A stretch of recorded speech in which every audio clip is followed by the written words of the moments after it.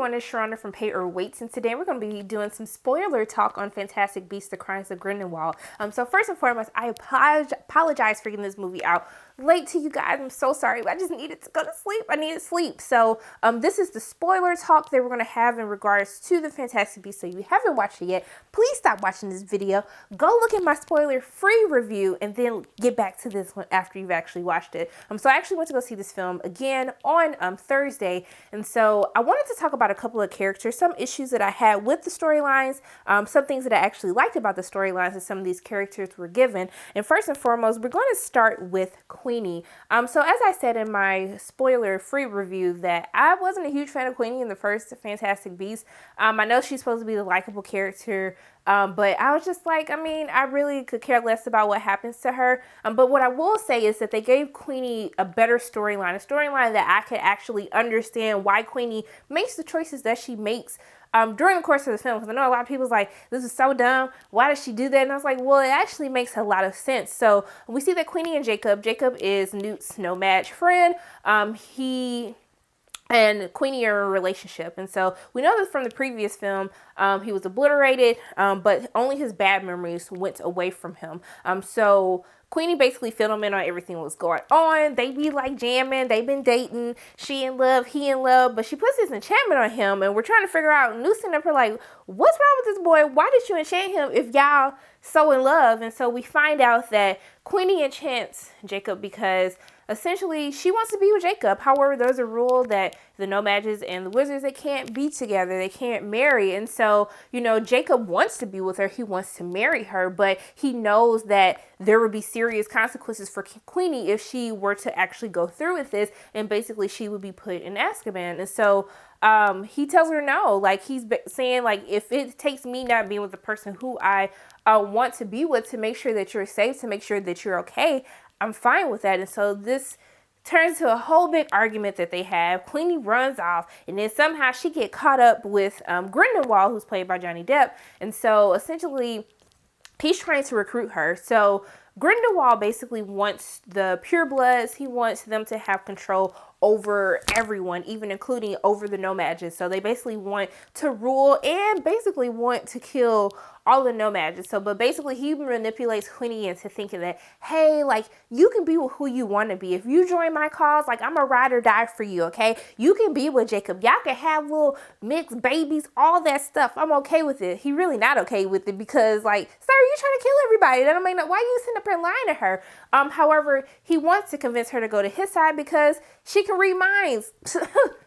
That's who I'm rolling with. That's who I want on my side if I'm trying to take over everyone. And we see how actually her reading minds, how that leads to help with Grindelwald as he's trying to convince Credence that he's made the right choice towards the end of the movie. And so when Queenie basically ends up joining Grindelwald at the end of the movie, where we see that he tells people to make a choice. And so, she's telling Jacob, like, hey, I want to be with you. Like, let's do this. And he was like, girl, hell no, you crazy. I didn't like that he kept calling her crazy throughout the entire movie, because it was just like, this, like, love makes you think irrationally. There's nothing crazy when you're in love. Like, that's her willingness to sacrifice, what she's willing to sacrifice to be with you. So I just really didn't care for him calling her crazy, but I was just like, whatever, Jacob, like, I get what you're trying to do, but you're starting to get on my nerves. And so when she makes that decision to go to Grindelwald, is because he's offering her the choice to live her life, to be who she truly wants to be and who she wants to be with. So I don't think that it's a dumb decision. I think that it makes sense because I love that with her arc, it kind of shows how you can take someone so innocent and just basically by, society telling them like, hey, you can't love who you want to love, or you can't be your true self or be with that person. It can lead someone who is full of innocence to go to the dark side because he's offering her something that, regular society will not. So I felt like that actually makes sense to me. Now, one issue that I had with Queenie's story arc is the whole movie, we got Jacob sitting up here trying to go find Queenie. What's going on with Queenie? Let's get her together. But Tina, how you got a whole sister out here and you know that she like not in a good space right now? You're nowhere to be found. She even went looking for you in the Ministry of Magic. And then like toward at the end when everyone's there in the same place, I didn't hear Tina scream one time for Queenie, like, sis, come back, sis. Don't do that, sis. We hear here for you. We love you. We care for you. I wanted to see Tina talking her off the ledge. I get that the whole part was a love story between her and Jacob, but she has a whole sister that's here right now. I just didn't understand why no one thought to have Tina fight for her sister as well. So that's one of the issues that I had with that. Also, too, let's go on to, actually, I want to talk about one of my favorite characters, Leta Lestrange, who was played by Zoe Kravitz. So Leta had a lot of story. She had a lot of backstory that kind of ties in towards the third act of the film. So when we're introduced to her, we see that she's greeting Newt when he goes to the Ministry of Magic to meet with his brother, when they basically trying to tell him, like, hey, we're going to give you your flying privileges or traveling privileges back if you do this for us. And he was like, hell to the no. So we see that Leta and Newt, they were actually close at Hogwarts. And so we see a beautiful backstory as we go into how they became friends, how they were close with one another. And I really love the child actors that played them and how they did these close up on their faces to kind of get the emotions and how someone who like Leta would be in love with Newt. But the issue is Leta is actually engaged to Newt's brother. And I was just like, this is so weird and so random. Like, how you in love with Newt, but now you engaged to his brother? Now, I get that it could probably be because Newt don't know how to share his feelings. Because, Jesus, when I'm sitting up here trying to listen to him tell Tina that he like her like that, I'm just like, Lord, someone please help this child out. And so while we see that she sacrifices herself at the end of the movie, and she looks at, I think she was talking to Newt. She could have been talking to both of them. I'm sure she had love for the both of them and says, I love you. And then I'm like, girl, but who do you love? Because you looking at both of them, and I'm looking like, I don't think she's talking about you. I think she's talking about Newt. Y'all let me know what you thought, who she was talking to. But at first I was like, she did not just sacrifice herself for these two dudes. But I felt as though there's this whole plot twist that unravels, because the whole movie we're trying to figure out who Credence is. And we know, they tell us that basically Leta's mama was married to somebody else.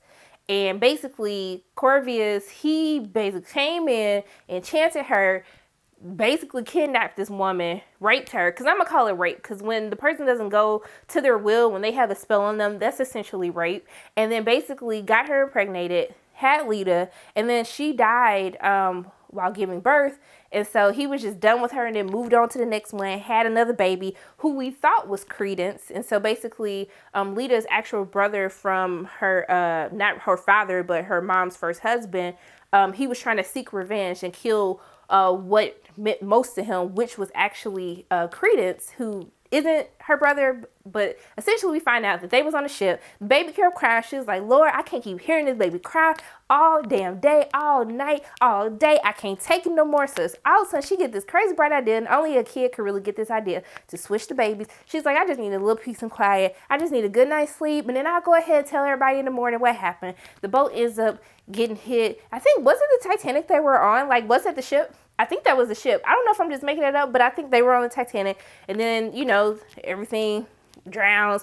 The boats got messed up. The boat that her real brother was on, the baby drowned. And so we see that when we go into the flashback at Hogwarts, where we see there's this like thing when they show like their greatest fear. I was like, what the hell is that? And then we finally realized that that is her actual brother drowning to death. And so we see that Leta's had a lot of guilt. And that's why people always thought she was crazy in school, or she was lashing out on people, because she always felt the guilt because she killed her actual brother. And so it's revealed at the end that Credence, it wasn't the person that they thought he was. And basically the brother that they thought was alive, Leta killed. So I think that's why she actually ends up risking her life and basically killing herself to go after Grindelwald, was because she felt so much guilt about what she did to her brother.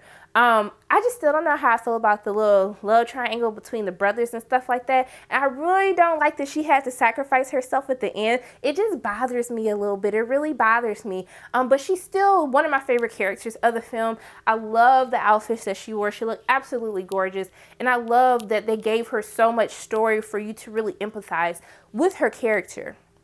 So, who I'm going to talk about next? Let's go ahead and get into Dumbledore and Grindelwald, okay? So Jude Law plays the younger Albus Dumbledore, and so we are hearing the whole time, like, you know, basically Dumbledore enlists Newt to basically go find Credence before Grindelwald does, to, you know, basically stop him from joining the dark side. So we're trying to figure out, like, well, why can't you go do it yourself? Like, why you always got me doing this stuff? You know what I'm saying? I got all these bands on me. You trying to get me to go to Azkaban? Like, why? And so we find out that Dumbledore and Grindelwald knew each other while at Hogwarts, and they made a blood oath to never turn on each other, to fight each other, kill each other. They have a blood pact, so that's why he can't move against them. We get that. The issue that I have with their characters, we know before this movie even came out, everybody was all up in a tizzy because J.K. Rowling said that Dumbledore was in fact gay. Okay, so there was a whole big deal. Like, oh my God, I can't believe you would do something like that. Y'all, it really ain't that big of a deal. It had to make sense.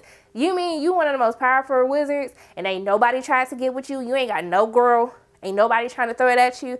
That made sense. I was like, well, that definitely makes sense now. It totally makes sense to me. So we see that they had this romantic relationship. But what I don't like that movies are doing, there is a difference in checking the box to say that you had somebody from the LGBTQ, I think it's the LGBTQIA+. I might have said that wrong, but y'all know what I'm trying to say. There's a difference in checking the box to say, like, hey, we're representing, than to just be queer baiting. And when how they reveal it, they're just like, oh, I know that you guys were like family, and he was like, we were more than family. And I was like, that's how y'all gonna do it? That's how you thought that was okay? Why even do it at all? I just don't understand. And then there's another scene where he's looking into the mirror where you see what your most wanted desires are. We see that he's looking at Grindelwald, and so that's how they allude that they were lovers. And I was just like, y'all, you could have did better than this. What was the point of even doing it in the first place? To hype all of us up, to make it seem like you're gonna really like show some stuff. I understand that this is supposed to be a kid's film, but I didn't say y'all had to be having full-fledged sex scenes, but some, like, I just felt let down. I don't know if that was just me. Let me know how y'all felt about that. But that's why I felt like it was queer baiting. I felt like everyone who had issues with it, I was like, I would have an issue with it as well. It just didn't make any damn sense. And so what I will say is I thought that Grindelwald was a great villain is because he knew how to manipulate people to get on his side, okay? I think one of the things that he has is how he does his speech. He does his speech towards the end as he tells them, like, hey, we're not the bad guys, they are. He basically got everyone there. He knew how to manipulate Queenie to get there. He knew how to manipulate Leta to get there, how to get Newt there, how to get Tina there, and how he knew that the Ministry of Magic was on so much on edge and waiting for them to do something crazy that it played right into his pocket. How we see that the lady, she looked like she about to do something crazy, and then she kind of like looks like she about to do something to one of the Aurors, and then he kills her, and then everybody like, no, you didn't. And I was like, dang, you totally fell for it. And so what I thought was great is that how he has the speech, and then he tells them like, hey, these nomads are a problem. Let me show you what they have planned. And so he shows them the atomic bomb. He shows them that there's another war coming, their greatest fear. And I know that that would have to be something hard to watch, especially when you know that you had the tools necessary to stop the nomads from basically destroying the world again. No one wanted to go through another war. So I thought it was brilliant how he really didn't have to do anything, but basically use fear and paranoia to get them to join his side.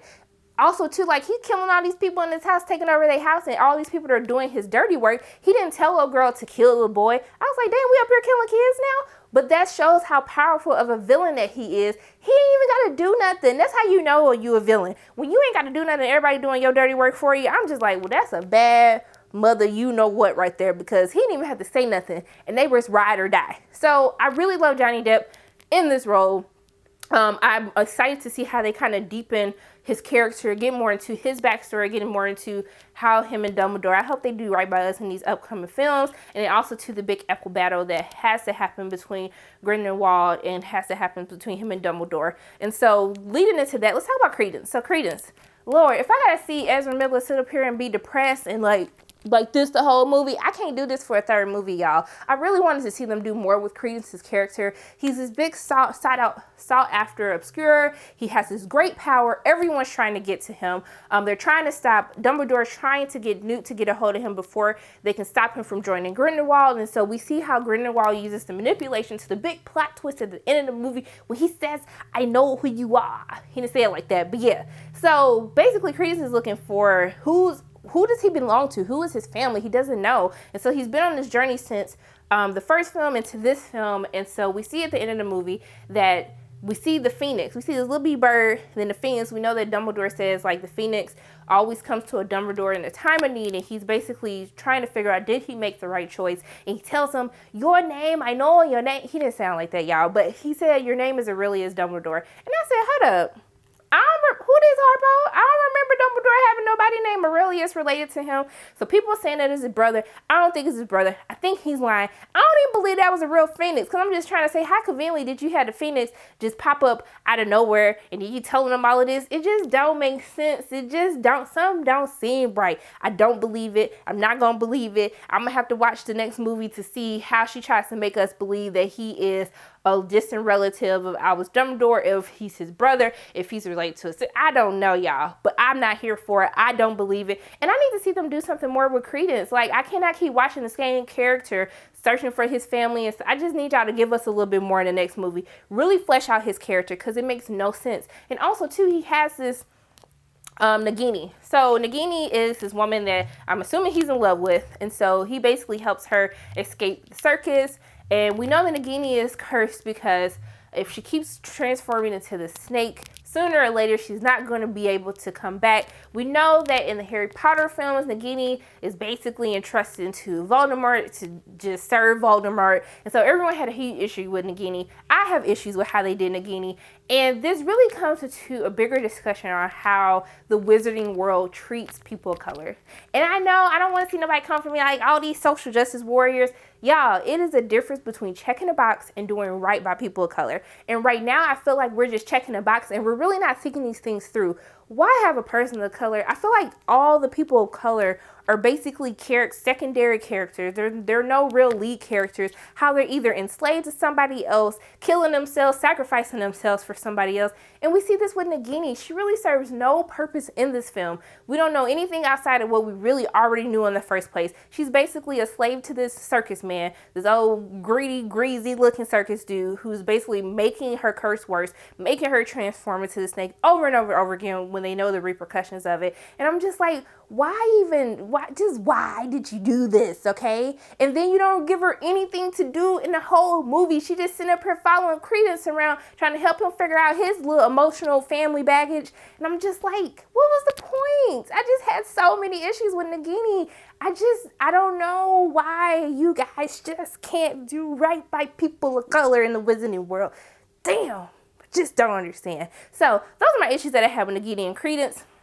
Going into Tina and Newt. So Tina and Newt, they didn't really give Tina that much to do in this movie. I don't know if I necessarily felt a certain type of way about it, but it's just like, she's a smart woman and she just sitting up here basically investigating this while having issues with Newt because she think Newt and Leta got something going on. And I just didn't know how to feel about this at all. I just felt like she was underused, and when they did try to use her, it just didn't go over right. And I felt like there was a missed opportunity between her and her sister. That's really all I have to say, and besides how cringeworthy it is to watch Tina and Newt. But I guess we know that they're going to end up getting married, so I guess I'm just going to have to deal with this for 3 more films. So I think that's pretty much everyone that I wanted to talk about. I'm trying to think of just trying to make sure. Yeah, those are the main key characters that I did want to discuss. I don't really have much to say about Newt. As I said, Newt is okay. Like, I really wish they would pick different people to kind of lead whatever the journey is each movie. But I know Newt is supposed to be this like title character who they all focus around. He okay in my book. He's just a little awkward to watch, y'all. And I know sometimes that's cute to watch, but not all the time. And I think he was kind of just like on the back burner, even though he was intertwined with everything that was going on. But I like that some of these new secondary characters, I like that they had a little bit more screen time than necessarily Newt. But really, that's all I really wanted to talk about in regards to the spoiler talk. Just to do a quick recap, I don't believe Grindelwald. I don't believe nothing about this Aurelius Dumbledore mess. I don't believe nothing about this Phoenix mess. I don't think there's no real Phoenix. I think he lied to him. I just don't know what's going on. I don't know how I feel about the plot twist. Of course, I was like, who this Harpo? Like, oh my gosh, that's crazy. He's Dumbledore. But then I'm just like, I can't, after I thought about this, I just like, I can't believe it. But I have to go see the third one and try to figure out, is this real? Is it not real? But I still love this movie the second viewing. I'm still trying to understand why everyone hates this movie so much.